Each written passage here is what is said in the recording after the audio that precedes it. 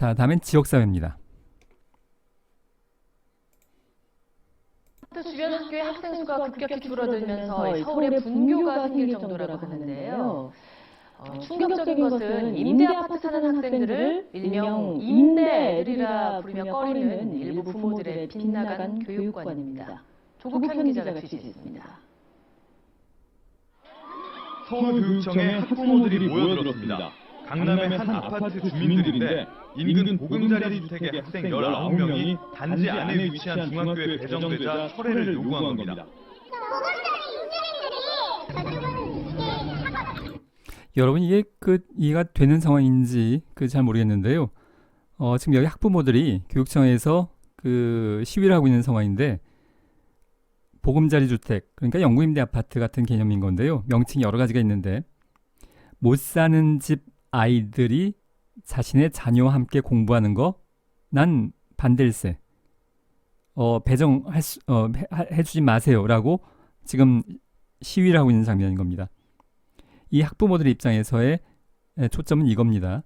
자신의 자녀들이 열심히 공부해서 좋은 대학에 가야 되는데 지금 공부 못하는 못 사는 빈곤한 아이들의 자기 자녀의 반에 오게 되면 학습 분위기 흐려지니까 우리 아이 공부하는데 방해되니까 얘네들 배정하지 말아달라. 굉장히 이기적인 지역사회 상황인 셈이죠. 이거 뭐 또 하고 싶은 얘기는 굉장히 많지만 지금 이걸 다 할 수 있는 상황은 아니고 자기가 그런 상황에 지금 상황입니다. 자꾸 하고 싶은 얘기가 많지만 주변 학교의 학생 수가 급격히 줄어들면서 보금자리 주택의 학생 19명이 한 아파트 주민들인데 인근 보금자리 주택의 학생 19명이 단지 안에 위치한 중학교에 배정되자 철회를 요구한 겁니다.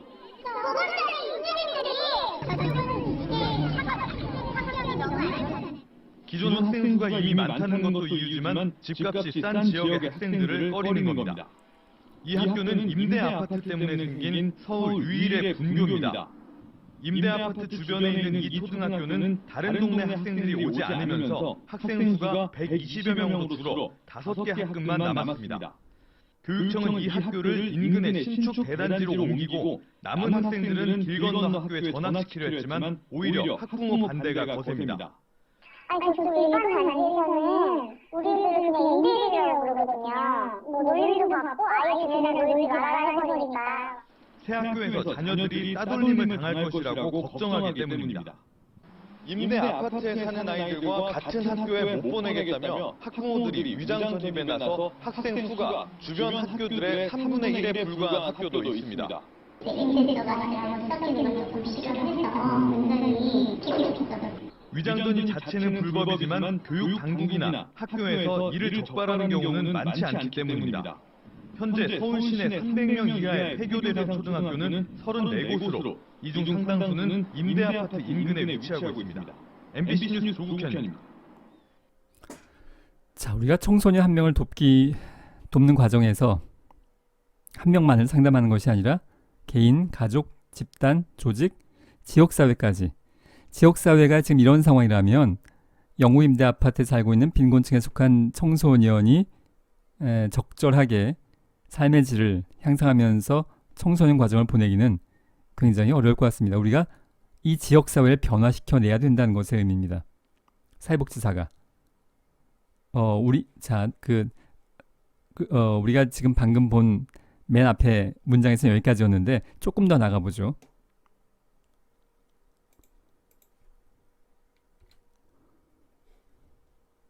난민 신청하는 외국인이 적지 않습니다. 문제는 그 자녀들인데요. 난민 신청 결과가 나올 때까지 학교라도 다녀야 할 텐데 못 다니고 있습니다. 법적으로 가능한데요. 하지만 인근 학교 학부모들의 야박한 인심이 문제입니다. 자, 지금 난민 외국에서 정치적이든 종교적이든 여러 가지 이유 때문에 난민 신청하는 사람들이 우리나라에도 점점 많아지고 있고 난민 인정도 차츰 많아지고 있는데요. 난민이 가족 단위로 올 경우에 자녀들은 우리나라 아동 청소년과 동일하게 교육받을 권리가 있다는 국제협약에 우리나라도 가입되어 있습니다. 이 난민 신청이 뭐 한 달, 두 달에 결정나는 게 아니라 뭐 보통 길어지면 1년 이상, 2년, 3년까지 가는데 그 사이에 난민 가족에 속한 청소년 아동이 공부하지 않고 그냥 뭐 지낼 수는 없는 것이죠. 학교에 다녀야 될 텐데 그 상황입니다. 정동훈 기자가 취재했습니다. 인천 영종도 출입국 외국인 지원센터, 일명 난민센터로 불리는 곳입니다. 평일 낮이지만 센터 내에 가족과 머물고 있는 아이들이 눈에 띕니다. 현재 이곳에 대기 중인 외국인은 57명. 이들의 초등학교 또래 자녀들은 모두 11명입니다. 난민법에 따라 이들은 우리 국민에 준하는 초등교육을 받아야 하지만 아직 학교 구경도 못하고 있습니다.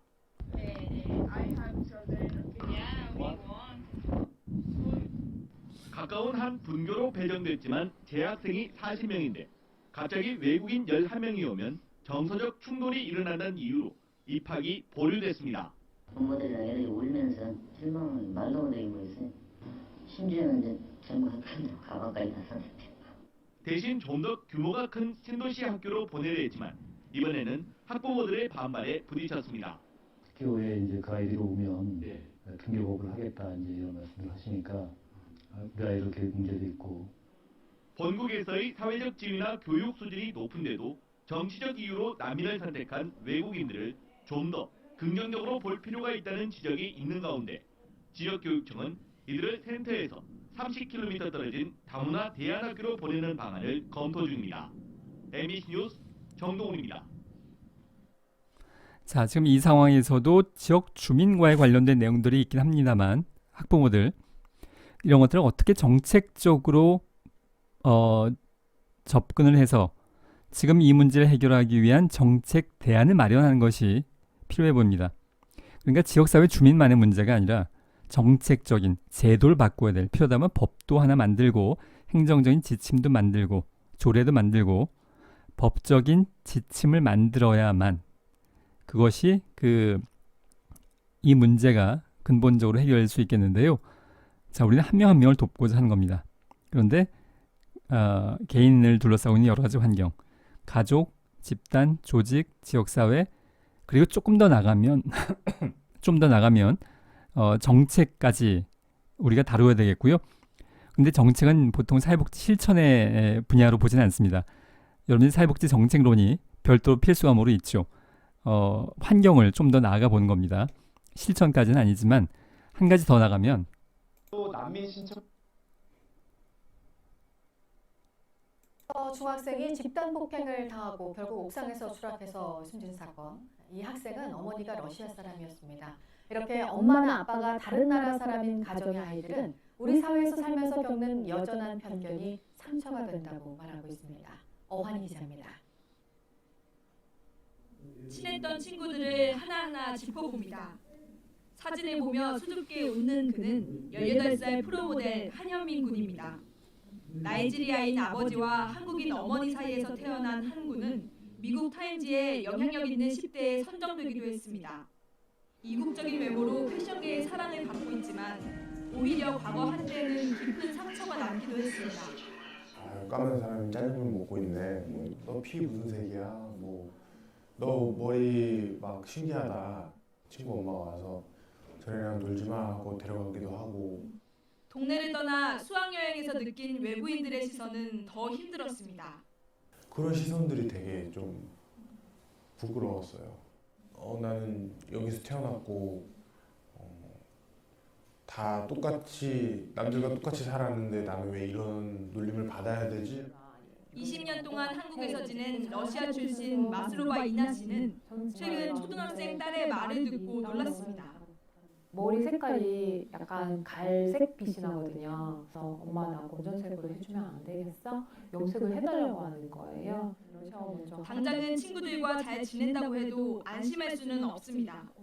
중학교 때 애들이 너무 많이 당하기 때문에 이제 뭐 사춘기도 올 거고 따돌림이라든가 당하지 않을까 걱정은 미리 하고 있어요. 한국에 출생한 20명 중 1명은 다문화 가정에서 태어납니다. 하지만 성장 과정에서 시선의 상처를 받지 않는 경우는 드물입니다.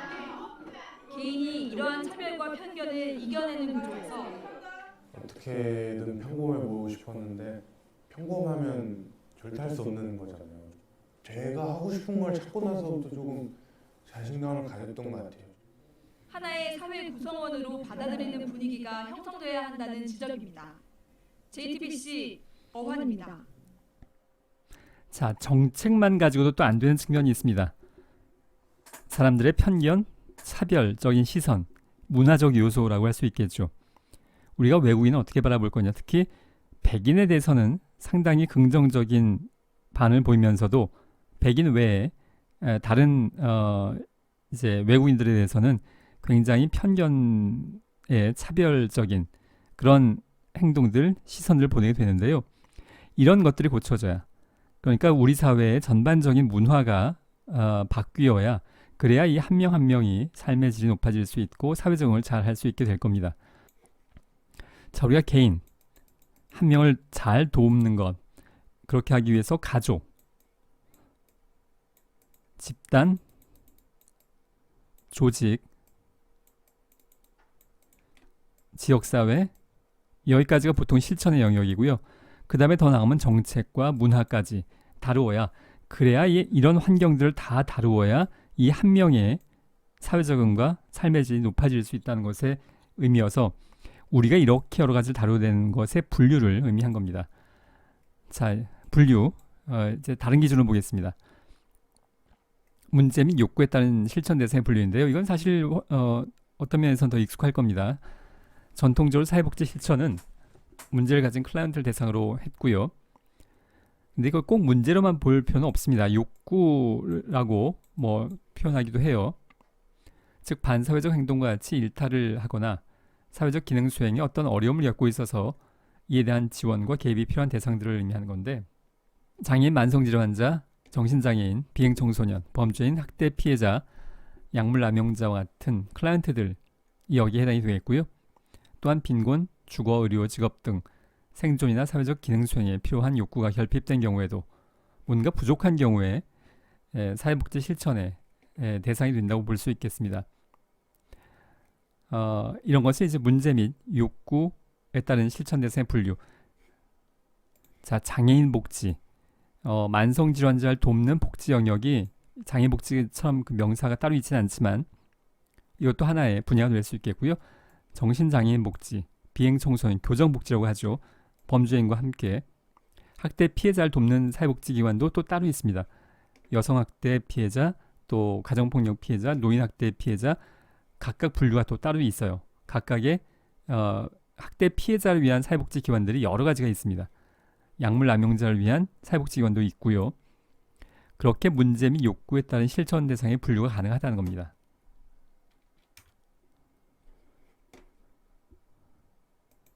자, 장애인 상황 하나 보겠습니다. One was born with cerebral palsy. When she was born, the doctors didn't think she would be able to do anything for herself.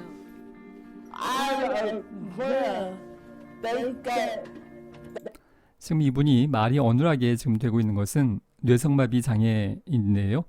뇌성마비라는 것은 뇌의 운동신경 중추에 뭔가 어려움이 발생한 겁니다. 그것이 선천적이든 후천적이든. 그래서 운동신경이 조절이 안 되는 겁니다. 뇌의 운동신경 중추 어려움 때문에 이제 뇌에서 뭐 팔을 들자, 다리를 걷자, 이런 의사결정에서 우리가 움직이게 되는 건데요. 운동신경 중추에 어려움이 생겨서 마음대로 움직여지지 않는 겁니다. 여러분들이 불수의근이라는 게 있죠.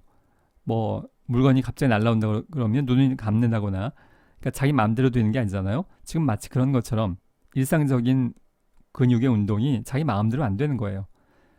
지금 말을 하기 위해서도 혀와 입술 이런 것들이 근육이 정확하게 움직여줘야 되는데 그게 안 돼서 말도 어눌하게 되고 몸도 지금 계속 경련이나 강직이나 떨림이 발생을 하는 상황입니다.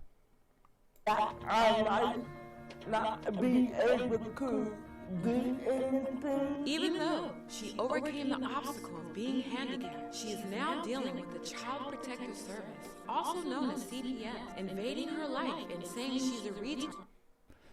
지금 이분이 약간씩 몸이 흔들리고 있는데 그게 의도적으로 흔들고 있는 게 아니라 자기 의지와 관련 없이 몸이 이제 흔들리고 있는 상황이라고 볼 수 있겠는데요.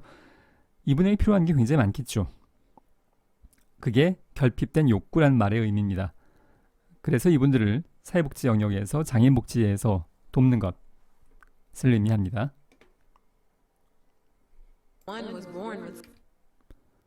자, 세 번째로는 생애주기에 따른 실천 대상의 분류인데요. 이건 뭐 정말로 쉽죠. 생애주기적 관점에서 근거한 대상 분류로서 아동, 청소년, 성인, 노인 이렇게 나이에 따라서 생애 주기에 따라서 실천 대상을 아동복지, 청소년복지, 성인복지란 말은 없습니다만 노인복지 자 이런 연령에 따라서 인구 집단을 구분할 수 있겠고요. 인간은 발달적 존재로서 일생을 살아나가면서 삶의 각 단계에 따라서 새로운 발달과업과 문제에 직면하고 이를 해결하기 위해서 노력을 합니다. 전 생의 발달과업을 이해함으로써 특정한 클라이언트의 욕구와 문제를 효과적으로 조사하고 사정할 수 있습니다. 지금 4번으로 사회적 소수자 관점에서 근거한 실천 대상의 분류인데요. 사회복지 실천은 역사적으로 차별과 억압을 받는 소외된 집단을 옹호해요. 이거 오타입니다.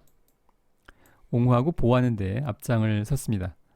소수자라는 이유로 제도적으로 받는 차별이나 편견은 다양한 정사의 문제를 야기할 수 있겠는데 따라서 사회복지사는 여성, 외국인 근로자, 결혼 이주 여성, 탈북자 등 한국 사회의 소수자 집단을 대상으로 그들의 문제와 욕구를 개입하는데 이것이 앞에서 다루었던 2번의 문제 및 욕구에 따른 실천 대상 분류와 사실 크게 완벽하게 잘 구분되진 않은 측면이 있습니다. 그러니까 여기에 들어와도 큰 문제는 없지만 이들 중에서 장애인도 사회적 소수인 셈이죠. 그러니까 이들 중에서 특히 사회적인 소수라고 볼 수 있는 사람들의 초점을 둔 것 그것이 4번의 이 사회적 소수자 관점인 건데요. 자 여기에 내가 그 모든 강의에서 이 대목만 나오면 꼭 하는 얘기입니다. 여성이 왜 사회적 소수자냐에 대해서 질문이 있을 수 있죠. 이 소수란 말은 일단 숫자가 적다란 말의 의미예요. 그런데 여성이 무슨 숫자가 적냐는 거죠. 인구의 절반이 5천만 명이면 2,500만 명 여성인데 뭐가 숫자가 적다고 소수자라고 부르냐 하면 그냥 소수가 아니고 사회적인 소수예요.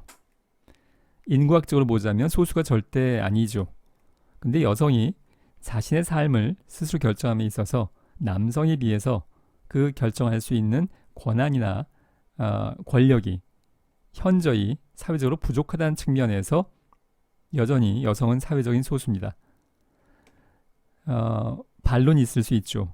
요즘 무슨 여성이 소수냐라고 이야기할 수도 있겠는데 자 일단 이 사회적 소수에 대한 개념을 좀 더 접근을 해보면 과거에 고대 그리스 같은 사회에서 그 인구 통계가 잘 나와 있는 것들이 과거의 고대 그리스, 지금 현재 그리스 말고요. 그런데 거기에 보면 그리스 전체의 인구 중에 절반 이상이 노예였다고 합니다. 평민이나 귀족은 숫자가 절반도 안 되고 그 사회의 절반 이상이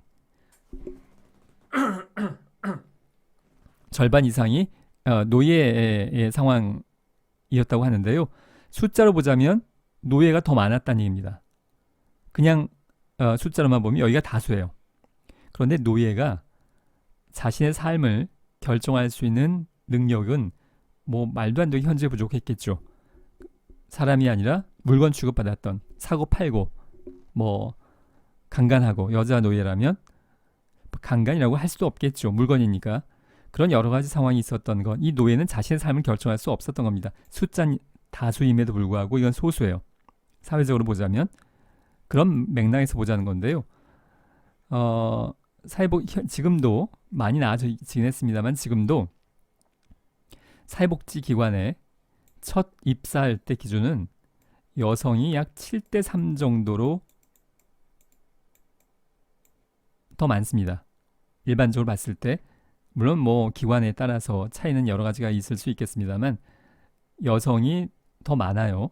근데 이것이 지나면서 신입 직원은 이런데 기관장은 반대로 여성은 3 정도, 남성은 7 정도로 역전됩니다. 입사할 땐 여자가 많았는데 기관장은 남자가 많아요. 여자가 현저히 업무 능력이 부족해서 이런 현상이 벌어질 거라고 생각되지는 않습니다. 이건 뭔가 사회적인 압력이 작용하고 있는 거라고 봐야 됩니다. 여성이 고위직에 진출함에 있어서 어떤 사회적인 억압이 작용하고 있고, 그래서 결과적으로 이러한 역전되는 현상이 발생하는 건데요. 그러한 의미에서 여성은 여전히 사회적인 소수입니다. 과거보다 훨씬 나아졌고요. 그리고 앞으로 나아지겠지만 지금도 여전히 우리는 사회적 관점에서는, 그리고 사회복지 관점에서도 여성은 사회적인 소수로 보고, 그래서 여성 복지가 따로 있어요. 남성 복지는 없어요. 여성 복지는 지금도 의미가 있습니다. 자, 그렇게 바라보자는 겁니다.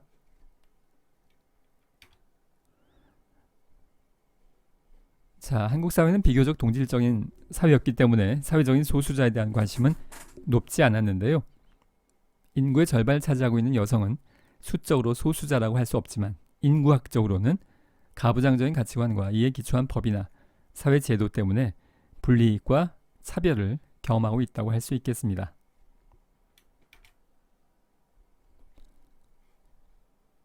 자, 동영상을 한 가지 보겠습니다. 이 비닐하우스는 외국인 근로자들이 묵는 숙소입니다. 여름철이면 거대한 찜통으로 변하는 이런 비닐하우스나 컨테이너에서 지내는 외국인 근로자들이 많은데요. 이 사상 최악의 폭염에 고된 타향살이가 더 고통스러운 이들을 만나봤습니다. 화강윤 기자의 생생 리포트입니다. 경기도 이천의 농촌 지역, 논과 논 사이에 비닐하우스가 여러 채 보입니다. 지금 바깥은 섭씨 40도가 넘어가는 찜통더위입니다. 비닐하우스 안은 더 더울 텐데요. 이 까만색 천으로 덮인 비닐하우스 안이 이주 노동자들이 거주하는 숙소입니다. 농촌 지역이나 근처 공장에서 일하는 외국인들이 이런 임시 건물에서 생활하는 겁니다. 집 따로 있어요? 비닐하우스 내부는 후덥지근한 공기에 숨이 막힐 정도입니다. 가만히 있어도 땀이 비 오듯 흐르고, 밤에도 잠을 잘 수 없을 정도입니다. 식당도 따로 없어 찜통 같은 비닐하우스 안에서 간단히 점심을 먹고 다시 오후 작업을 하러 나섭니다. 에어컨은 언감생심입니다. 에어컨으로 해주면 못해요. 불나요. 한번 나와야 되는데 안 꺼. 그것도 말다가 이쪽으로 상당수 외국인 근로자들이 컨테이너나 비닐하우스에 사는 건 경제적 여유가 없기 때문입니다.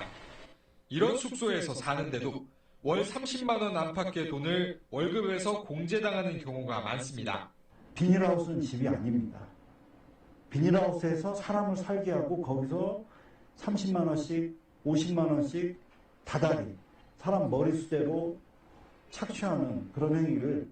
폭염이 재난 수준에 이르렀지만 외국인 이주 노동자들은 사람들의 무관심 속에서 더위와 외롭게 싸우고 있습니다. SBS 화강윤입니다. 자, 이런 사회적 소수를 사회복지 영역에서 다룬다는 겁니다.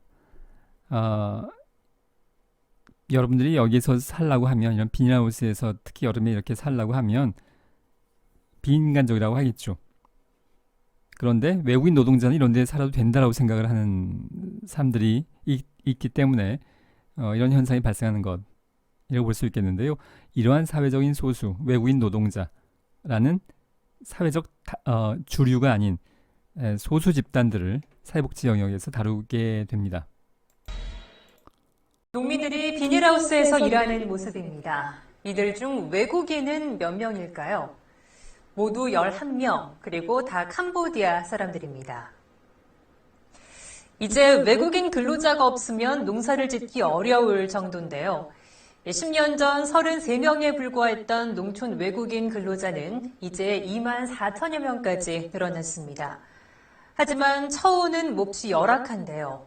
폭행을 당하고 밥을 제때 못 먹는 경우도 있습니다. 그 실태를 홍성희 기자가 취재했습니다. 전남의 한 배추밭, 외국인 근로자가 마구 폭행을 당하고 있습니다. 작업 도중 앉아 있었다는 게 이유였습니다. 이 여성 외국인 근로자는 술에 취한 농장 주인에게 성추행을 당했습니다. 이 농촌에서는 사업주가 다른 사업주의 요청을 받고 자신의 외국인 근로자를 빌려주는 이른바 불법 파견까지 벌어지고 있습니다. 한 화물차가 외국인 근로자를 싣고 어딘가로 향합니다. 외국인 근로자들이 근로계약을 맺지도 않은 다른 농장의 작업장으로 팔려가듯 넘겨지는 겁니다. 우리 사장님 아니에요? 우리 사장님 여기. 우리 사장님 아니에요? 국가인권위원회의 조사에 따르면 고용주에게 폭언이나 폭행을 당한 경우가 각각 75에서 15%에 달했고 심지어 성폭력을 경험한 여성도 30%나 됐습니다. 이런 횡포에도 이들이 저항할 수 없는 건 고용주의 동의가 없이는 다른 사업장으로 옮길 수 없는 현행 제도 때문입니다. 사업주의 동의 없이는 직장을 바꿀 수가 없기 때문에 노동자들은 항의하기가 어렵고 설사 신고하더라도 스스로가 이 책임을 져야만 합니다. 관리 감독을 책임진 지역 노동센터들만으로 전국 6만 4천여 개 사업장을 모두 감독하기에는 역부족입니다. 국가인권위는 외국인 근로자의 사업장 변경을 더 자유롭게 하는 등의 제도 개선을 권고했지만 정부는 검토 중이라는 말만 되풀이하고 있습니다. KBS 뉴스 홍성입니다. 자, 지금 우리가 다루고 있는 것은 다양한 사회복지 실천 대상을 다루고 있습니다.